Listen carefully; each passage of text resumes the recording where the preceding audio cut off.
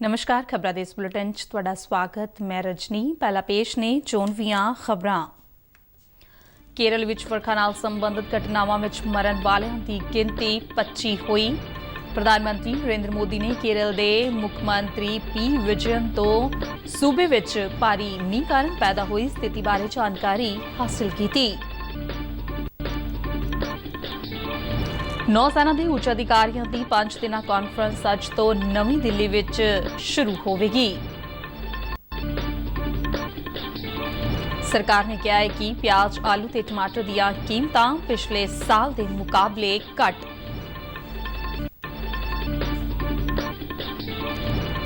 Bharatiya Janata party की कौमी कार्यकारी की मीटिंग अज नवी दिल्ली विच हो रही है। पंजाब विच सिक्ख्या दे बुनियादी ढांचे नूं मजबूत करन लई अगले महीने दे अंत तक 1200 लैक्चरार भर्ती कीते जाणगे। हुण खबरां विस्तार नाल।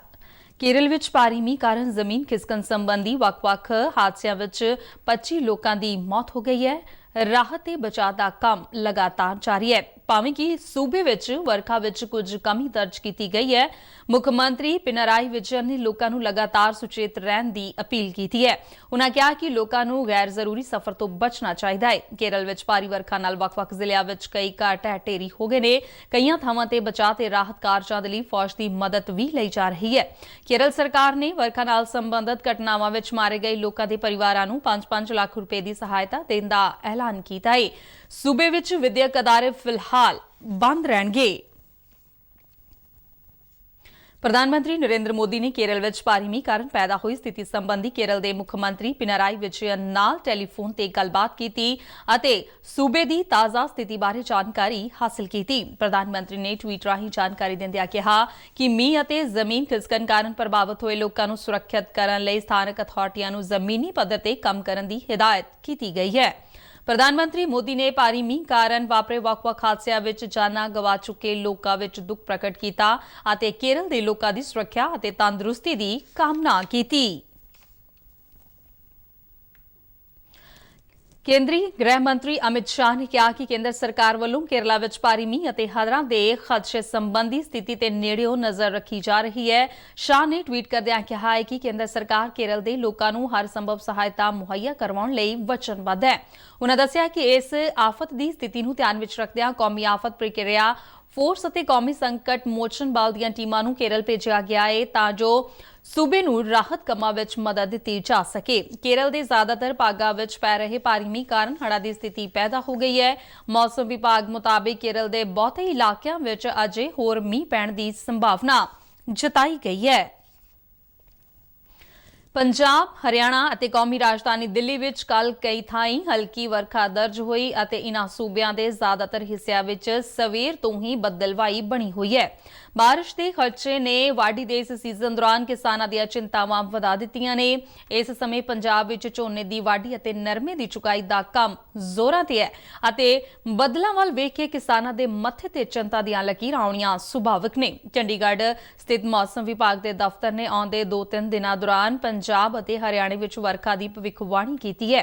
मौसम विभाग ने अज पंजाब विच कई थाईं हनेरी तूफान, गरज चमक अते कई थाईं भारी वरखा की चेतावनी दी।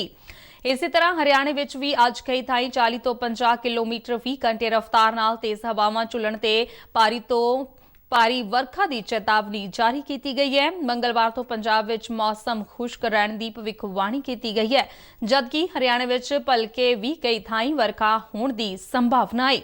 मौसम विभाग वालों अज उत्तराखंड विच भारी वरखा का रेड अलर्ट जारी किया गया है। उत्तराखंड विच कल सवेर तो ही राजधानी देहरादून समेत राज्य के वख-वख हिस्सिਆਂ विच रुक-रुक के हल्की तो दरमियानी वरखा हो रही है।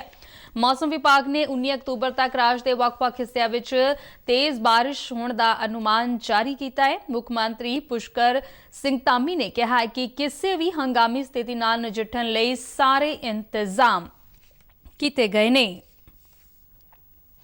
ਨੌਸੈਨਾ ਦੇ ਉੱਚ ਅਧਿਕਾਰੀਆਂ ਦੀ ਛਿਮਾਹੀ ਮੀਟਿੰਗ ਅੱਜ ਤੋਂ ਨਵੀਂ ਦਿੱਲੀ ਵਿੱਚ ਸ਼ੁਰੂ ਹੋਣ ਜਾ ਰਹੀ ਹੈ। ਨੌਸੈਨਾ ਕਮਾਂਡਰਾਂ ਦੀ ਇਸ 5 ਦਿਨਾ ਕਾਨਫਰੰਸ ਵਿੱਚ ਫੋਰਸ ਦੇ ਆਪਰੇਸ਼ਨਾਂ, ਸਾਜ਼ੋ ਸਾਮਾਨ ਸੰਬੰਧੀ ਤਿਆਰੀਆਂ ਅਤੇ ਭਵਿੱਖ ਦੀਆਂ ਯੋਜਨਾਵਾਂ ਬਾਰੇ ਵਿਸਥਾਰ ਨਾਲ ਚਰਚਾ ਕੀਤੀ ਜਾਵੇਗੀ। ਇਸ ਮੀਟਿੰਗ ਨੂੰ ਰੱਖਿਆ ਮੰਤਰੀ ਰਾਜਨਾਥ ਸਿੰਘ, ਡਿਫੈਂਸ ਸਟਾਫ ਦੇ ਚੀਫ ਜਨਰਲ ਵਿਪਨ ਰਾਵਤ ਅਤੇ ਨੌਸੈਨਾ ਮੁਖੀ ਐਡਮਿਰਲ ਕਰਮਵੀਰ ਸਿੰਘ ਸੰਬੋਧਨ ਕਰਨਗੇ।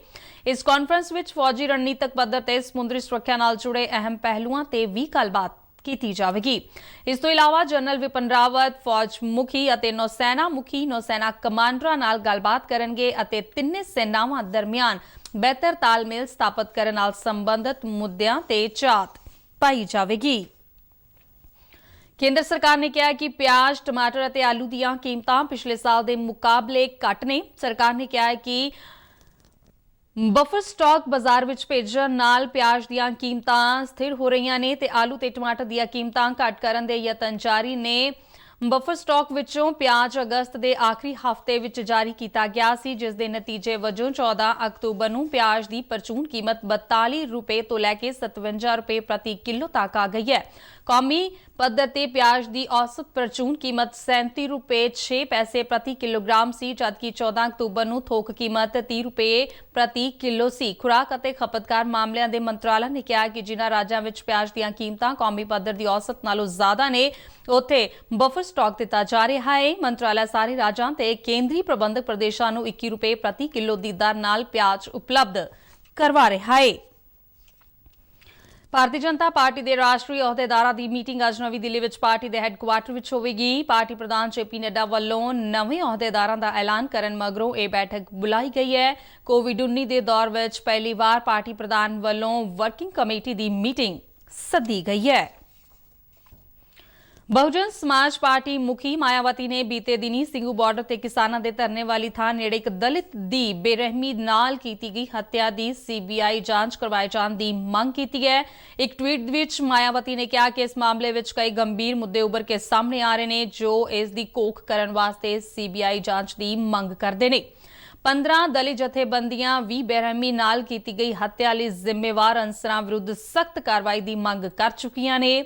ਸਿੰਘੂ ਬਾਰਡਰ ਤੇ ਬੀਤੇ ਦਿਨੀ ਤਰਨਤਾਰਨ ਜ਼ਿਲ੍ਹੇ ਦੇ ਲਖਬੀਰ ਸਿੰਘ ਨਾਮੀ ਵਿਅਕਤੀ ਦੀ ਬੜੀ ਬੇਰਹਿਮੀ ਨਾਲ ਹੱਤਿਆ ਕਰਨ ਦੇ ਮਾਮਲੇ ਵਿੱਚ ਸੋਨੀਪਤ ਦੀ ਅਦਾਲਤ ਨੇ ਕੱਲ੍ਹ 3 ਨਿਹੰਗਾਂ ਨਰਾਇਣ ਸਿੰਘ, ਭਗਵੰਤ ਸਿੰਘ ਅਤੇ ਗੋਬਿੰਦਪ੍ਰੀਤ ਸਿੰਘ ਨੂੰ 6 ਦਿਨਾਂ ਪੁਲਿਸ ਰਿਮਾਂਡ ਤੇ ਭੇਜ ਦਿੱਤਾ ਹੈ। ਕੁੰਡਲੀ ਪੁਲਿਸ ਵੱਲੋਂ ਕਤਲ ਦੇ ਇਨ੍ਹਾਂ ਕਥਿਤ ਦੋਸ਼ੀਆਂ ਲਈ 14 ਦਿਨਾਂ ਦੇ ਰਿਮਾਂਡ ਦੀ ਮੰਗ ਕੀਤੀ ਗਈ ਸੀ, ਪਰ ਅਦਾਲਤ ਨੇ 6 ਦਿਨਾਂ ਲਈ ਹੀ ਰਿਮਾਂਡ ਦਿੱਤਾ। ਸਰਕਾਰੀ ਵਕੀਲ ਨੇ ਦੱਸਿਆ ਕਿ ਅਗਲੀ ਸੁਣਵਾਈ ਦੌਰਾਨ ਇਨ੍ਹਾਂ ਤਿੰਨਾਂ ਕਥਿਤ ਦੋਸ਼ੀਆਂ ਤੋਂ ਇਲਾਵਾ ਪਹਿਲਾਂ ਗ੍ਰਿਫਤਾਰ ਕੀਤੇ ਗਏ ਨਿਹੰਗ ਸਰਬਜੀਤ ਸਿੰਘ ਨੂੰ 6 ਦਿਨਾਂ ਬਾਅਦ ਇਕੱਠੇ ਹੀ ਅਦਾਲਤ ਵਿੱਚ ਪੇਸ਼ ਹੋਣ ਦੇ ਹੁਕਮ ਜਾਰੀ ਕੀਤੇ ਗਏ ਨੇ। ਪੁਲਿਸ ਇਨ੍ਹਾਂ ਤਿੰਨਾਂ ਪਾਸੋਂ ਹੋਰ ਜਾਣਕਾਰੀ ਲੈ ਕੇ ਪੰਜਾਬ ਵਿੱਚ ਜਾਂਚ ਕਰੇਗੀ ਅਤੇ ਆਪਣੇ ਨਾਲ ਗ੍ਰਿਫਤਾਰ ਨਿਹੰਗਾਂ ਨੂੰ ਲੈ ਕੇ ਜਾਵੇਗੀ, ਜਿਸ ਨਾਲ ਹੋਰ ਗ੍ਰਿਫਤਾਰੀਆਂ ਹੋਣ ਦੀ ਸੰਭਾਵਨਾ ਹੈ। ਪੰਜਾਬ ਵਿੱਚ ਸਿੱਖਿਆ ਦੇ ਬੁਨਿਆਦੀ ਢਾਂਚੇ ਨੂੰ ਮਜ਼ਬੂਤ ਕਰਨ ਲਈ ਅਗਲੇ ਮਹੀਨੇ ਦੇ ਅੰਤ ਤੱਕ 1200 ਲੈਕਚਰਾਰ ਭਰਤੀ ਕੀਤੇ ਜਾਣਗੇ। ਸਿੱਖਿਆ ਤੇ ਖੇਡਾਂ ਬਾਰੇ ਮੰਤਰੀ ਪ੍ਰਗਟ ਸਿੰਘ ਨੇ ਇਹ ਜਾਣਕਾਰੀ ਦਿੰਦਿਆਂ ਦੱਸਿਆ ਕਿ ਲੈਕਚਰਾਰਾਂ ਦੀ ਭਰਤੀ ਲਈ ਪ੍ਰਕਿਰਿਆ ਤੇਜ਼ੀ ਨਾਲ ਚੱਲ ਰਹੀ ਹੈ। ਉਹ ਕਰਜ਼ਾ ਮੁਆਫੀ ਸਕੀਮ ਅਧੀਨ ਬੇਜ਼ਮੀਨੇ ਕਿਸਾਨਾਂ ਨੂੰ ਚੈੱਕ ਵੰਡਣ ਲਈ ਜਲੰਧਰ ਵਿੱਚ ਇੱਕ ਸਮਾਗਮ 'ਚ ਇਕੱਠ ਨੂੰ ਸੰਬੋਧਨ ਕਰ ਰਹੇ ਸਨ। ਉਨ੍ਹਾਂ ਦੱਸਿਆ ਕਿ ਸਿੱਖਿਆ ਤੇ ਖੇਡਾਂ ਦੋਵੇਂ ਮੁੱਖ ਖੇਤਰਾਂ ਨੂੰ ਸਮੇਂ ਦਾ ਹਾਣ ਦਾ ਬਣਾਉਣ ਲਈ ਦੋਵੇਂ ਵਿਭਾਗਾਂ ਵੱਲੋਂ ਤਾਲਮੇਲ ਨਾਲ ਕੰਮ ਕੀਤਾ ਜਾ ਰਿਹਾ ਹੈ। ਪ੍ਰਗਟ ਸਿੰਘ ਨੇ ਕਿਹਾ ਕਿ ਵਿਭਾਗ ਵੱਲੋਂ ਸਕੂਲ ਪੱਧਰ ਤੇ ਖੇਡ ਗਤੀਵਿਧੀਆਂ ਨੂੰ ਹੋਰ ਹੁਲਾਰਾ ਦੇ ਕੇ ਵਿਦਿਆਰਥੀਆਂ ਦੀ ਊਰਜਾ ਨੂੰ ਸਹੀ ਦਿਸ਼ਾ ਵੱਲ ਲਿਜਾਣ ਦੇ ਮੰਤਵ ਨਾਲ 3.5 ਲੱਖ ਸਕੂਲੀ ਬੱਚਿਆਂ ਵਿੱਚ ਖੇਡ ਕਿੱਟਾਂ ਵੰਡਣ ਦੀ ਵਿਸ਼ੇਸ਼ ਮੁਹਿੰਮ ਦੀ ਸ਼ੁਰੂਆਤ ਕੀਤੀ ਜਾ ਰਹੀ ਹੈ। ਇਸ ਦੌਰਾਨ ਪ੍ਰਗਟ ਸਿੰਘ ਵੱਲੋਂ 7 ਸਹਿਕਾਰੀ ਸੁਸਾਇਟੀਆਂ ਨਾਲ ਸੰਬੰਧਿਤ 1466 ਲਾਭਪਾਤਰੀਆਂ ਨੂੰ 3 ਕਰੋੜ 59 ਲੱਖ ਰੁਪਏ ਦੇ ਕਰਜ਼ਾ ਰਾਹਤ ਸਕੀਮ ਦੇ ਚੈੱਕ ਵੰਡੇ ਗਏ। ਪੰਜਾਬ ਪੁਲਿਸ ਦੇ ਮੁਖੀ ਇਕਬਾਲਪ੍ਰੀਤ ਸਿੰਘ ਸਹੋਤਾ ਨੇ ਜ਼ਿਲ੍ਹਾ ਪੁਲਿਸ ਮੁਖੀਆਂ ਨੂੰ ਕਾਨੂੰਨ ਤੇ ਵਿਵਸਥਾ ਕਾਇਮ ਰੱਖਣ, ਨਸ਼ਾ ਤਸਕਰਾਂ ਵਿਰੁੱਧ ਸੰਗਠਿਤ ਮੁਹਿੰਮ ਚਲਾਉਣ, ਲੰਬਿਤ ਕੇਸਾਂ ਦੇ ਸਮਾਬੱਧ ਨਿਪਟਾਰੇ ਤੇ ਚੋਣਾਂ ਦੇ ਮੱਦੇਨਜ਼ਰ ਤਿਆਰੀਆਂ ਕਰਨ ਦੀਆਂ ਹਿਦਾਇਤਾਂ ਜਾਰੀ ਕੀਤੀਆਂ ਨੇ। ਉਹ ਪਟਿਆਲਾ ਵਿੱਚ ਪਟਿਆਲਾ ਰੇਂਜ ਦੇ ਅੰਦਰ ਆਉਂਦੇ ਜ਼ਿਲ੍ਹਿਆਂ ਦੇ ਜ਼ਿਲ੍ਹਾ ਪੁਲਿਸ ਮੁਖੀਆਂ ਨੂੰ ਸੰਬੋਧਨ ਕਰ ਰਹੇ ਸਨ। ਮੀਟਿੰਗ ਦੌਰਾਨ ਉਹਨਾਂ ਹਿਦਾਇਤ ਕੀਤੀ ਹੈ ਕਿ ਨਸ਼ਾ ਤਸਕਰਾਂ ਵਿਰੁੱਧ ਸ਼ਿਕੰਜਾ ਕੱਸਿਆ ਜਾਵੇ ਅਤੇ ਮਾੜੇ ਅਨਸਰਾਂ ਨੂੰ ਕੜੇ ਹੱਥੀਂ ਸਿੰਜਿਆ ਜਾਵੇ। ਉਹਨਾਂ ਨੇ ਨੇ ਜ਼ੁਲਮ ਕਰਨ ਦੇ ਆਦੀ ਵਿਅਕਤੀਆਂ ਤੇ ਤਿੱਖੀ ਨਜ਼ਰ ਰੱਖਣ ਲਈ ਕਿਹਾ ਹੈ ਤਾਂ ਕਿ ਸਮਾਜ ਵਿੱਚ ਅਮਨ ਕਾਨੂੰਨ ਦੀ ਵਿਵਸਥਾ ਕਾਇਮ ਰਹੇ। ਸਹੋਤਾ ਨੇ ਕਿਹਾ ਕਿ ਮੁੱਖ ਮੰਤਰੀ ਚਰਨਜੀਤ ਸਿੰਘ ਚੰਨੀ ਦੀ ਅਗਵਾਈ ਹੇਠ ਪੰਜਾਬ ਸਰਕਾਰ ਦੀਆਂ ਹਿਦਾਇਤਾਂ ਮੁਤਾਬਿਕ ਆਮ ਲੋਕਾਂ ਦੀਆਂ ਮੁਸ਼ਕਲਾਂ ਦਾ ਨਿਪਟਾਰਾ ਪਹਿਲ ਦੇ ਆਧਾਰ ਤੇ ਕੀਤਾ ਜਾਵੇਗਾ। ਉਨ੍ਹਾਂ ਕਿਹਾ ਕਿ ਲੰਬਿਤ ਪੜਤਾਲਾਂ ਨੂੰ ਸਮਾਂਬੱਧ ਢੰਗ ਨਾਲ ਨਿਪਟਾਉਣਾ ਵੀ ਯਕੀਨੀ ਬਣਾਇਆ ਜਾਵੇ। ਉਨ੍ਹਾਂ ਅਧਿਕਾਰੀਆਂ ਨੂੰ ਭ੍ਰਿਸ਼ਟਾਚਾਰ ਵਿਰੁੱਧ ਜ਼ੀਰੋ ਟਾਲਰੈਂਸ ਦੀ ਨੀਤੀ ਅਪਣਾਉਣ ਲਈ ਕਿਹਾ ਹੈ। ਇਸ ਦੇ ਨਾਲ ਹੀ ਖਬਰਾਂ ਦਾ ਇਹ ਬੁਲੇਟਿਨ ਖਤਮ ਹੁੰਦਾ ਹੈ। ਨਮਸਕਾਰ।